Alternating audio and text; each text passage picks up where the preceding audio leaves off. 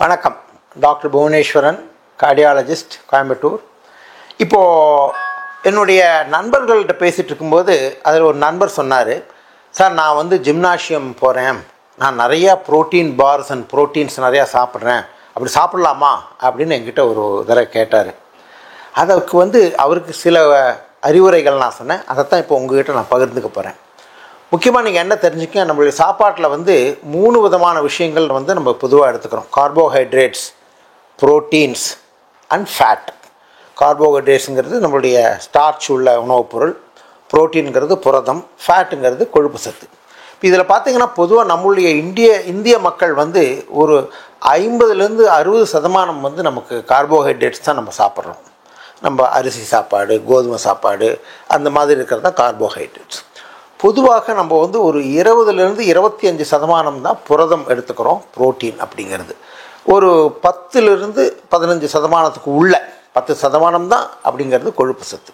இப்போ புரோட்டீனையே அதிகமாக சாப்பிடும் பொழுது, முக்கியமாக நான் எக்ஸசைஸ் பண்ணுறேன் அதனால் புரோட்டீன் தான் எனக்கு வேணும் அப்படிங்கிற மாதிரி அதிகமாக புரோட்டீன் சாப்பிடுவதில் சில சிக்கல்கள் உண்டுங்கிறது நீங்கள் தெரிஞ்சுக்கணும்.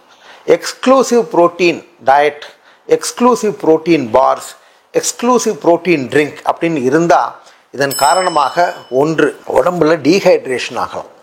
ஸோ மிக மிக கவனமாக அதிகமான நீரை உட்கொள்ள வேண்டும். இரண்டாவது, இதன் காரணமாக சில பேருக்கு வந்து இருதயத்தில் கோளாறுகள் வரலாம். இதை நாங்கள் வந்து என்ன சொல்கிறோன்னா, நிறைய புரோட்டீன் சாப்பிட்டு உடம்பை இளைக்கும் பொழுது, புரோட்டீன்ஸ் நிறையா சாப்பிட்டு கார்போஹைட்ரேட்ஸ் இல்லாமல் உடம்பு இளைக்கும் பொழுது ஹார்ட்டினுடைய கண்டக்ஷன் சிஸ்டத்தில் சில சமயங்கள் பிரச்சனைகள் வரலாம். இதில் கவனமாக இருக்க வேண்டும். மூன்றாவது, ஜீரண கோளாறுகள், முக்கியமாக மலச்சிக்கல், கான்ஸ்டிபேஷன், அது வருவதற்கு நிறைய வாய்ப்புகள் இருக்குது. இந்த 3. அதனால் இப்போ வந்து அபூர்வமாக இதன் காரணமாக சிறுநீரகத்தில் கோளாறுகள் வரலாம் அப்படிங்கிறது ஒரு சிக்கல். அதனால் எது வேணால் நம்ம பண்ணலாம் அப்படிங்கிறது கிடையாது.